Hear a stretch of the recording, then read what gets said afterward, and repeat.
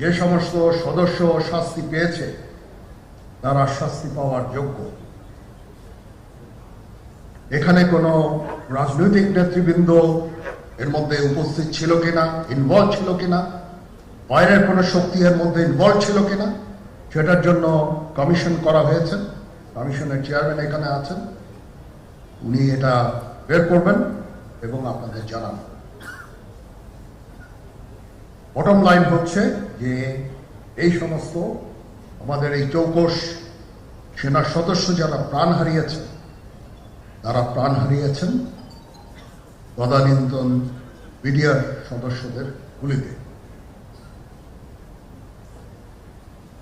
আমরা নিজেরা এই সমস্ত জিনিস নিয়ে অনেক ভিন্ন মত পোষণ করছি। কেউ কেউ এই জিনিসটাকে ভিন্ন খাতে প্রবাহিত করার চেষ্টা করছে, সেটা আমাদের জন্য মঙ্গলজনক হবে না। আজকে যদি আমার যে উপদেশ আমি কিছু দিয়ে যাব, সেটা যদি আপনারা গ্রহণ করেন, আপনারা লাভবান হবেন, আমি এটা আপনাদের নিশ্চিত করছি। আমরা নিজেরা ভেদাভেদ সৃষ্টি না করি, আমরা নিজেরা ইউনাইটেড থাকি। আমাদের মধ্যে যদি কোনো সমস্যা থেকে থাকে, কোনো ব্যত্যয় থেকে থাকে, কোনো গ্রিভান্সেস থেকে থাকে, সেটা আমরা আলোচনার মাধ্যমে সমাধান করব। এটার জন্য ডানে বায়ে দৌড়িয়ে কোনো লাভ হবে না, নিজের ক্ষতি ছাড়া কোনো লাভ হবে না। আমি আপনাদের এই জিনিসটা নিশ্চিত করে দিচ্ছি। কিছু কিছু সদস্যদের দাবি যে তারা 2009 সাল থেকে আজ পর্যন্ত বিভিন্ন শাস্তি পেয়েছেন। কেউ কেউ দায়ী করছেন যে তারা অযাচিতভাবে শাস্তি পেয়েছেন। এটার জন্য আমি একটা বোর্ড করে দিয়েছি, একজন লেফটেন্যান্ট জেনারেল সেই বোর্ডের সদস্য।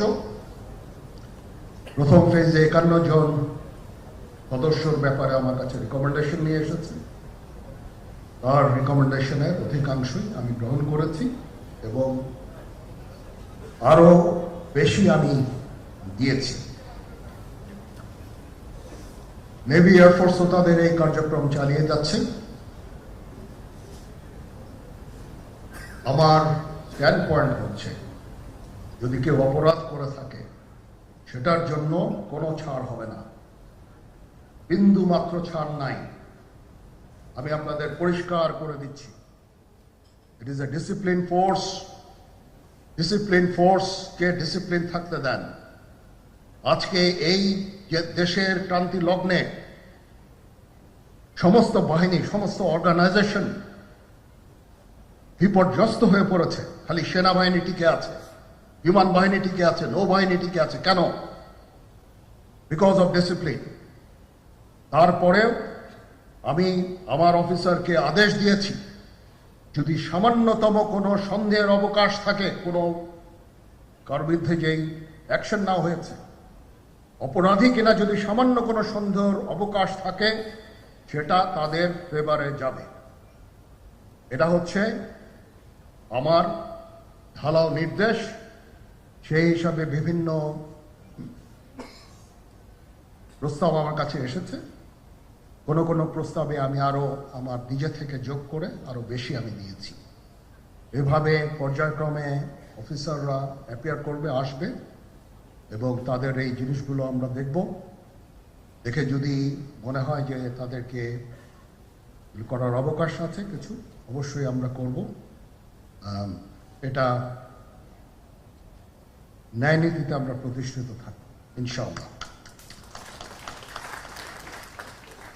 আপনারা কিছু মনে করবেন না, আজকে আমি একটু পরিষ্কার করে আমি কথা বলতে চাই। আপনাদের সবার হয়তো ভালো নাও লাগতে পারে, কিন্তু বিশ্বাস করেন, আমার এটা যদি আপনারা গ্রহণ করেন, আপনারা লাভবান হবেন, কোনো ক্ষতি হবে না দেশের। আমার অন্য কোনো আকাঙ্ক্ষা নাই। আমার একটাই আকাঙ্ক্ষা, দেশ এবং জাতিটাকে একটা সুন্দর জায়গায় রেখে ছুটি করা। I had enough. Those last 7-8 months I had enough.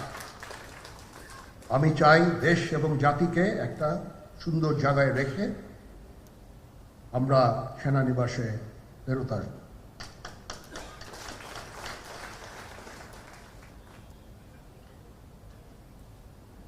আরেকটা জরুরি বিষয় যেটা আমি ভাবলাম যে আপনাদের সাথে আমি শেয়ার করি। দেশের এই আইন শৃঙ্খলা পরিস্থিতি খারাপের পিছনে কিছু কারণ আছে। প্রথম কারণটা হচ্ছে যে আমরা নিজেরা হানাহানির মধ্যে ব্যস্ত, একজন আরেকজনের বিরুদ্ধে বিষোদ্গারে ব্যস্ত। এটা একটা চমৎকার সুযোগ অপরাধীদের জন্য। যেহেতু আমরা একটা অরাজক পরিস্থিতির মধ্যে বিরাজ করছি, তারা খুব ভালোভাবেই জানে যে এই সময়ে যদি এই সমস্ত অপরাধ করা যায় তাহলে এখান থেকে পরিত্রাণ পাওয়া সম্ভব। সেই কারণে এই অপরাধগুলো হচ্ছে। আমরা যদি সংগঠিত থাকি, একত্রিত থাকি, তাহলে অবশ্যই এটা সম্মিলিতভাবে মোকাবেলা করা সম্ভব হবে। Police, RAB, BGB, DGFI, NSI এগুলো দেশের জন্য অত্যন্ত গুরুত্বপূর্ণ কাজ করেছে অতীতে। খারাপ কাজের সাথে অসংখ্য ভালো কাজ করেছে। আজকে যে দেশের স্থিতিশীলতা, দেশটাকে যে এত বছর স্থিতিশীল রাখা হয়েছে, এটার কারণ হচ্ছে এই সশস্ত্র বাহিনীর বহু সেনা সদস্য, সিভিলিয়ান সবাই মিলে এই অর্গানাইজেশনগুলোকে, অসামরিক, সামরিক সবাই মিলে এই অর্গানাইজেশনগুলোকে এফেক্টিভ রেখেছে। সেই জন্য আজকে সুন্দর, এতদিন ধরে আমরা একটা সুন্দর পরিবেশ পেয়েছি। এর মধ্যে যারা কাজ করেছে, যদি অপরাধ করে থাকে সেটা শাস্তি হবে, অবশ্যই শাস্তি হতে হবে, না হলে এই জিনিস আবার ঘটবে। আমরা সেটাকে বন্ধ করতে চাই চিরতরে, কিন্তু তার আগে মনে রাখতে হবে আমরা এমনভাবে কাজটা করব এই সমস্ত অর্গানাইজেশনগুলো যেন আন্ডারমাইন না হয়। আজকে পুলিশ সদস্য কাজ করছে না, একটা বিশাল বড় কারণ হচ্ছে অনেকের বিরুদ্ধে মামলা, অনেকে জেলে। RAB, BGB, DGFI, NSI panicked. বিভিন্ন দোষারোপ, খুন ইত্যাদি তদন্ত চলছে। অবশ্যই তদন্ত হবে, দোষীদের বিচারের আওতায় আনতে হবে। এমনভাবে কাজটা করতে হবে যেন এই অর্গানাইজেশনগুলো আন্ডারমাইন না হয়। এই অর্গানাইজেশনগুলোকে যদি আন্ডারমাইন করে আপনারা মনে করেন যে দেশের শান্তি শৃঙ্খলা বিরাজ করবে, সবাই শান্তিতে থাকবেন, এটা হবে না, সেটা সম্ভব না। আমি আপনাদের পরিষ্কার করে বলে দিচ্ছি, এই দেশের শান্তি শৃঙ্খলা রক্ষার দায়িত্ব খালি সেনাবাহিনীর না।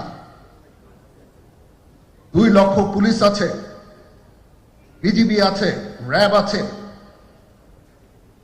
আনসার বিডিপি আছে, আমার আছে হচ্ছে 30,000 সৈন্য।